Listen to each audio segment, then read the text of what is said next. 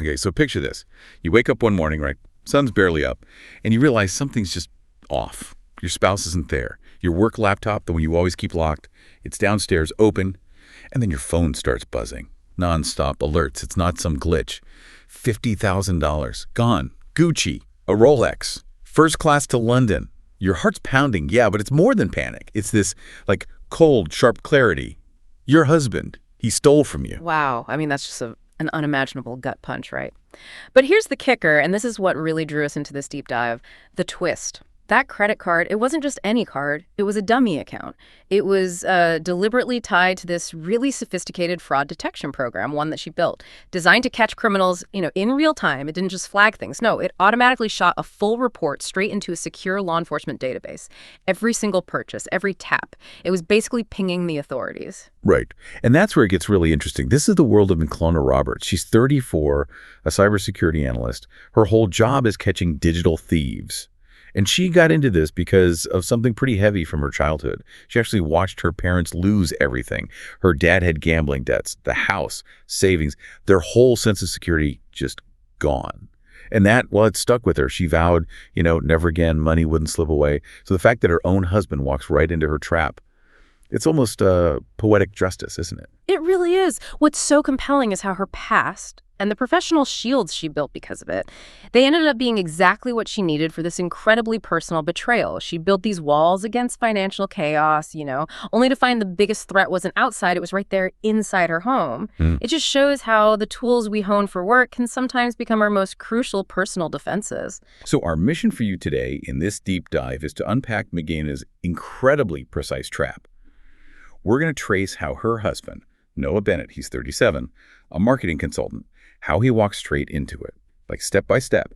And maybe more importantly, we'll follow Meghana's journey.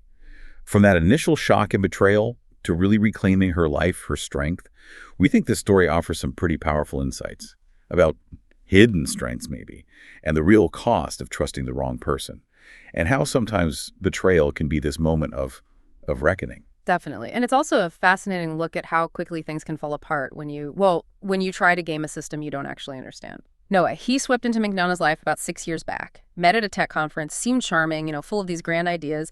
And Meghana, she genuinely wanted to believe in him. In them. Yeah, he talked a big game, apparently, building something amazing together. But Meghana found out pretty quick that beneath the charm, there were some serious cracks. Just 2 years after they got married, he lost his job, cut corners on some client deal.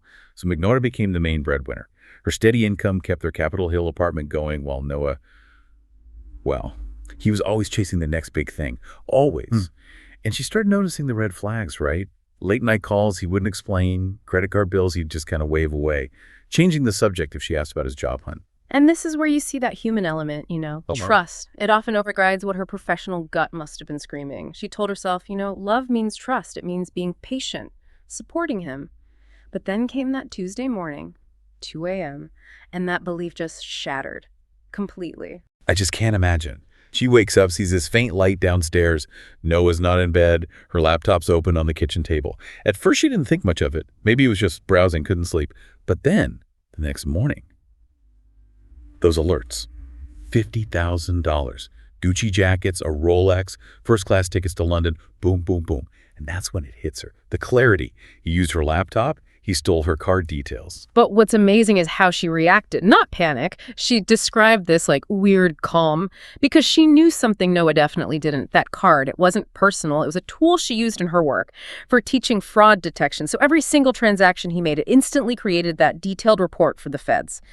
Noah, walking around with his smug confidence, as she put it, had just made himself her star case study. Right. So she's just sitting there, maybe with her coffee, watching these charges pile up. Yeah. And realizing he's just handed her a completely airtight case on a silver platter. She called her college friend, Laya Patel, who's a lawyer, before the sun was even properly up.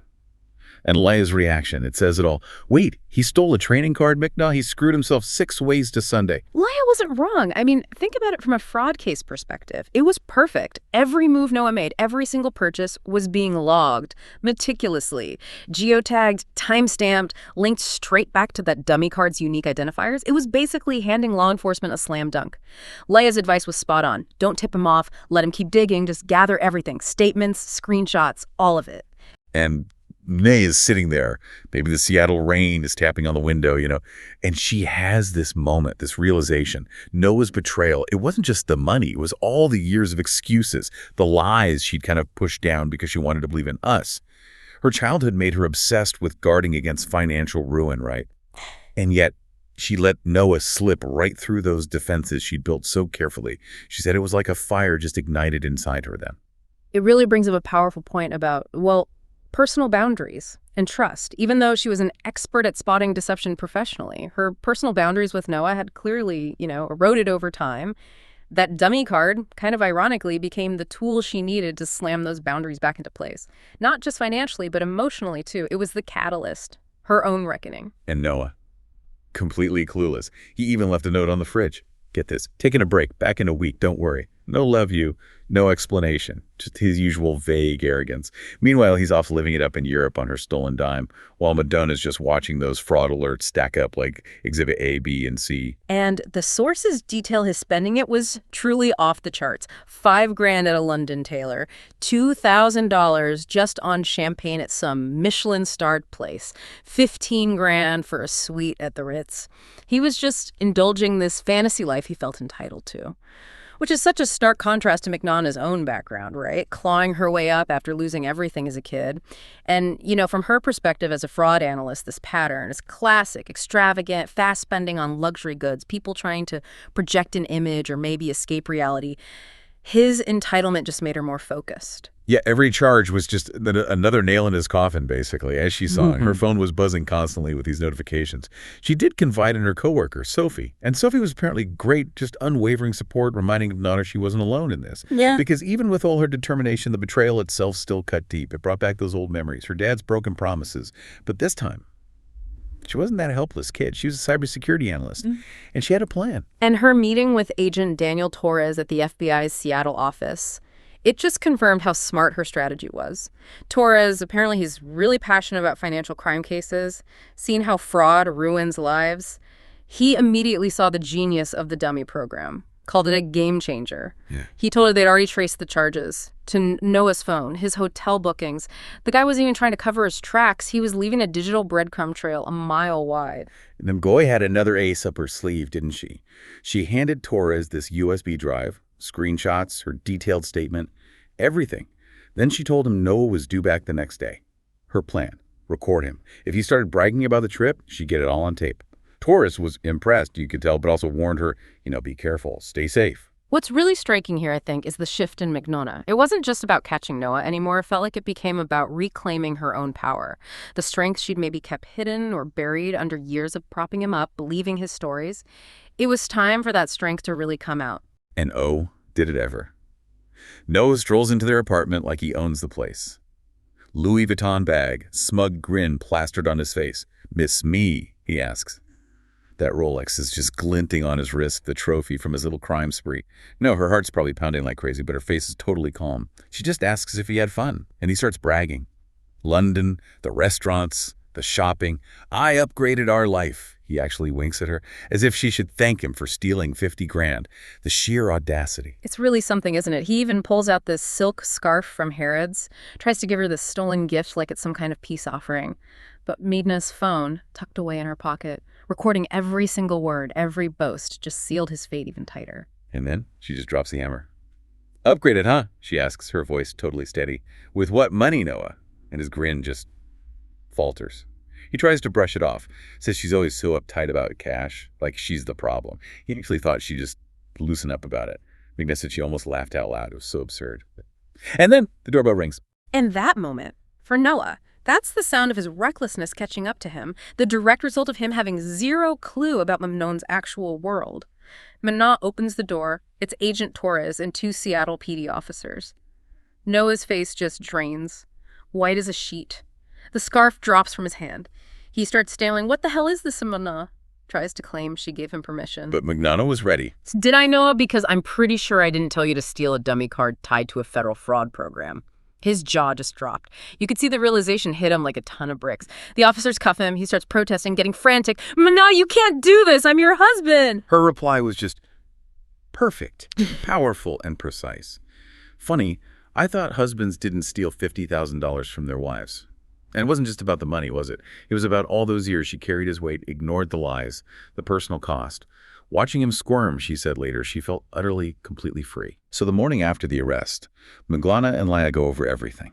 The recording, the fraud alerts, those detailed bank statements from the dummy account. It was airtight.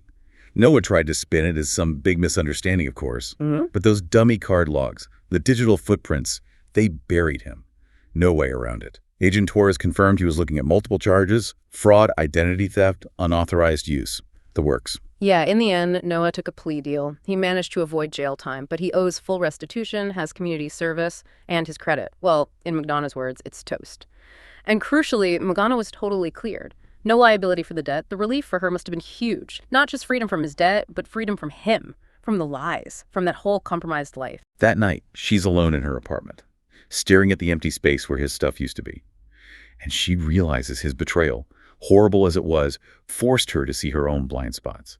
She'd been the one holding everything together, sacrificing her own stability while he just dragged her down. It hurt, deeply. But it also lit this fierce new fire in her. She wasn't just going to survive this. She was going to rebuild, stronger. And if you look at the bigger picture here, it's really a profound story of self-reclamation, isn't it? She grew up fighting for stability, built it for herself. Despite him, really, the betrayal, as devastating as it was, it basically shattered the cage she'd been living in, that cage of compromises. And it let her true strength, her authentic self, finally emerge. And what a comeback it's been. Her cybersecurity career is absolutely taking off. Landed a major contract with a tech startup. Her expertise in fraud detection, it's not just professional now, it's personal. A validation. Her friendships with Sophie and Laya are apparently stronger than ever, like these unshakable bonds. And she's exploring new things, hiking, pottery, just for herself. She even redecorated her apartment, painted the walls sage green, got rid of Noah's flashy stuff, brought in cozy throws, local art, made it hers. And she finally took that solo trip she'd always wanted to take, to the Oregon coast, something she'd put off for years because of Noah, apparently. Just the crashing waves, the salt air, quiet trails. It was exactly what she needed. To find some peace, reflect, and really own how his betrayal, in the end, revealed her own deep, unshakable strength. Meanwhile, Noah.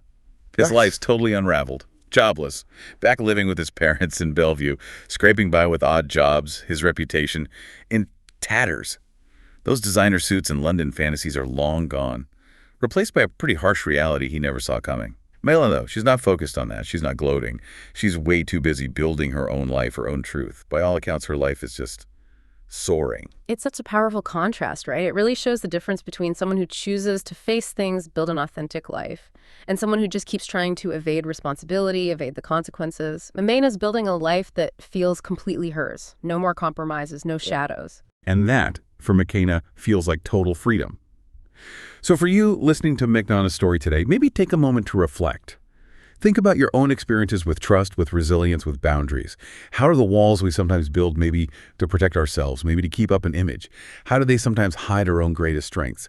And what can we learn about reclaiming ourselves when those walls, or even our deepest trust, get shattered unexpectedly? Maybe by a flaw in the system closest to home.